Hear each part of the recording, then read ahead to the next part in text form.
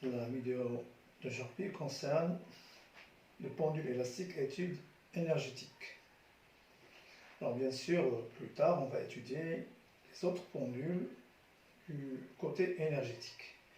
Alors pour le pendule élastique, on a vu que dans le cas horizontal, eh bien, lorsqu'on déplace le corps de sa position d'équilibre et on le lâche, il effectue un mouvement de va-et-vient autour de sa position d'équilibre. On a montré l'équation différentielle entre x du point plus 4 sur mx égale à 0. La solution s'écrit xt égale x max cosinus de pi sur t0 t plus phi. On a choisi le cas de phi égale 0.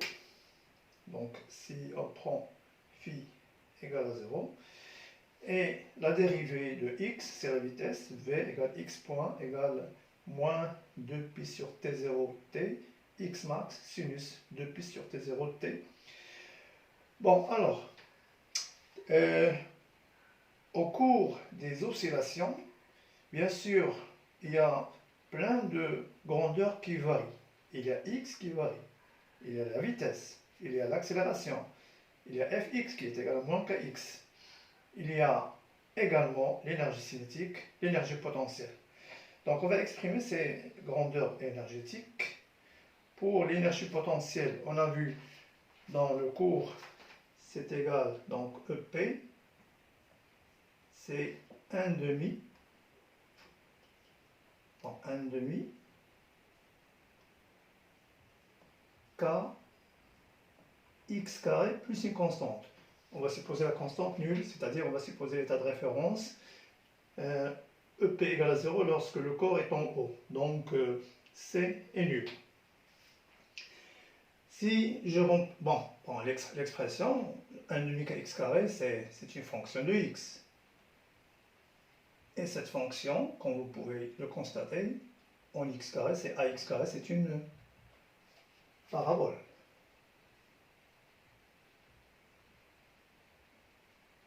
Parabole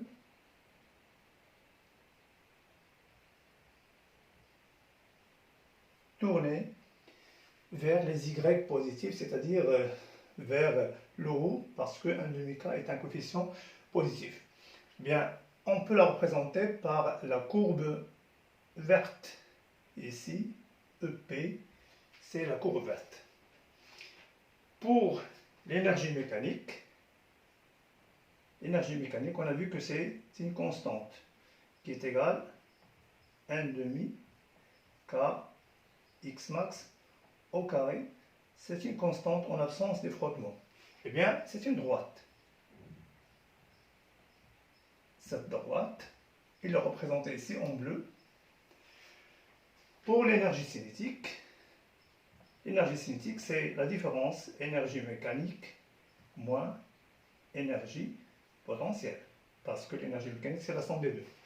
Eh bien, ça serait une constante moins 1 demi kx carré. 1 demi kx carré. C'est-à-dire constante moins parabole, c'est une parabole qui est renversée. C'est la parabole rouge. Eh bien, la représentation de ces trois grandeurs constitue ce qu'on appelle diagramme énergétique de l'oscillateur pendule élastique horizontal. Pendant les oscillations, on constate que lorsque l'énergie potentielle EP diminue, eh bien l'énergie cinétique augmente. Et lorsque l'énergie potentielle augmente, c'est l'énergie cinétique qui diminue. Mais la somme reste toujours constante, c'est l'énergie mécanique.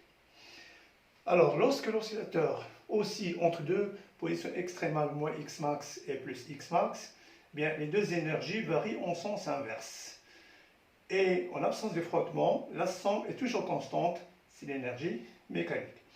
Il y a des moments où les deux énergies, EP et EC, deviennent égales. Et dans ce cas, ils se partagent entre elles l'énergie mécanique, c'est-à-dire EP égale EC égale EM sur 2. Alors ce phénomène, cet événement se passe pour deux valeurs x1 et x2. On peut trouver ces deux valeurs, c'est-à-dire en écrivant que EC est égal EP, eh bien c'est égal EM sur 2. Pour trouver la position, je vais prendre EP parce que c'est elle qui est liée à la position. 1 demi kx carré est égal à EM sur 2, c'est-à-dire 1 demi de 1 demi k x max carré. Je simplifie par 1 demi k, il reste x carré est égal à x max carré divisé par 2. Ce qui permet donc de tirer x est égal plus ou moins x max racine de 2 sur 2. Eh bien, vous aurez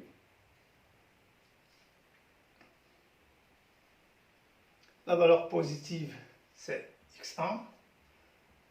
x1 égale plus x max racine de 2 sur 2. Et la valeur négative, c'est moins x max racine de 2 sur 2. On peut exprimer les différentes énergies en fonction du temps. Alors par exemple, si je remplace x par son expression, bien, je vais trouver énergie cinétique est égal, ou énergie potentielle, je commence par l'énergie potentielle, c'est égal à 1 demi kx carré, c'est-à-dire c'est 1 demi k, x au carré c'est x max carré, cosinus au carré 2pi sur t0t. C'est une fonction sinusoïdale du temps, mais tout le temps positive. Pour l'énergie cinétique, ça serait 1 demi mv au carré. C'est 1 demi m. Alors v, je prends ceci. C'est moins 2pi sur t0 au carré, x max carré, sinus carré, 2pi sur t0t. Et je développe. Alors, sachant que 2pi sur t0 au carré, on a vu que c'est égal à k sur m, d'après l'équation différentielle. Qu'est-ce qu'elle va devenir l'énergie cinétique dans ce cas? EC est égal à 1 demi. Alors, m s'en va avec le m, ça se simplifie. Il reste k x max au carré, sinus carré, 2pi sur t0t. Alors je constate que les deux expressions ont la même valeur maximale, c'est-à-dire EP, sa valeur maximale c'est 1 demi kx max carré et il varie en cosinus carré. L'énergie cinétique, elle a la même valeur maximale et elle varie en sinus carré. Alors j'ai respecté les couleurs, EC c'est en rouge, EP c'est en vert. Donc les deux expressions sont des fonctions sinusoïdales d'amplitude 1 demi kx max carré, qui est d'ailleurs l'énergie mécanique, et ils sont en opposition de phase. C'est-à-dire que lorsque l'une des deux est maximale, l'autre elle est minimale. Je peux donc les représenter par ce diagramme. C'est un diagramme énergétique également, sauf que l'autre c'était en fonction de x, celui-là c'est en fonction du temps. Vous vous rappelez, on a déjà rencontré un diagramme pareil pour les oscillateurs électriques. Alors pendant les oscillations, l'énergie mécanique c'est la somme des deux, on peut le montrer. On peut montrer qu'à partir de cette valeur, cette somme, on peut aboutir à 1 demi kx max carré. Alors en effet, l'énergie mécanique, c'est la somme des deux. C'est EC plus EP, c'est égal. Alors on constate que 1 demi kx max carré en facteur commun. Kx max carré, facteur de EC, il y a un sinus carré. 2pi sur T0T, plus EP, il y a un cosinus carré. cosinus carré 2pi sur T0 de T. Et sachant que sin carré plus cos carré c'est égal à 1, donc on peut trouver l'expression qu'on a posée tout à l'heure, 1 demi kx max au carré, qui veut dire que l'énergie mécanique du système se conserve et est constante en l'absence, bien sûr, des frottements. Et on peut justement exploiter cette donnée, on remarque, comme ce qu'on a fait pour les oscillateurs électriques, du moment que l'énergie mécanique est constante, eh bien, sa dérivée est égale à 0. La dérivée de EM par rapport au temps est nulle. Cette dérivée, alors il faut savoir, il faut faire attention à la dérivée, d de EM sur dt, eh bien, vous dérivez 1 demi mv carré et 1 demi kx carré. Il faut faire attention, ici on dérive par rapport au temps, c'est pas qu'en maths, on dérive par rapport à x en général. Donc la dérivée de la première, ça serait 1 demi k. La dérivée de x par rapport au temps, c'est 2x d de x sur dt. Plus la dérivée de 1 demi mv carré, c'est 1 demi m. Facteur dérivée de v carré, c'est 2v que multiplie d de v sur dt. Et ceci, c'est égal à 0. C'est-à-dire, alors si vous simplifiez par 2, il reste kx, d de x sur dt, c'est v, plus m v, d de v sur dt, c'est x, 2 points, est égal à 0.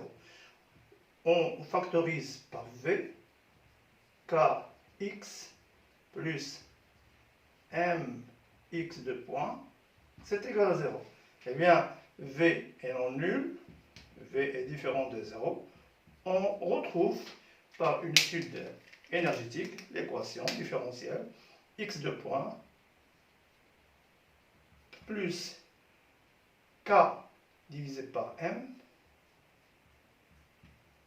x est égal à 0. Équation différentielle retrouvée par l'étude énergétique. Alors pour ce diagramme, on peut constater que au cours des oscillations, les deux énergies varient en opposition de phase. AT égale à 0. Si on considère que phi est nul, eh bien l'énergie potentielle elle est maximale, elle est égale à EM. Elle décroît, alors que l'énergie cinétique elle est nulle, elle croît. Ils se rencontrent à la date T0 sur 8. On peut trouver cette date en résolvant l'équation EC égale EP égale EM sur E. Et lorsque l'énergie cinétique devient maximale, c'est l'énergie potentielle qui est nulle. Et ainsi de suite, donc inversement, il s'échange de situation. Alors souvent dans les exercices, on peut vous donner ce diagramme et mentionner par des lettres, par des numéros, 1, 2, 3, etc. Et on vous demande d'associer à chaque numéro l'énergie correspondante, c'est-à-dire est-ce que ça correspond à l'énergie cinétique ou potentielle ou mécanique. Justifiez votre cas et votre réponse, eh bien, c'est à partir des conditions et des formules. On peut donc associer à chaque courbe l'énergie correspondante. Voilà.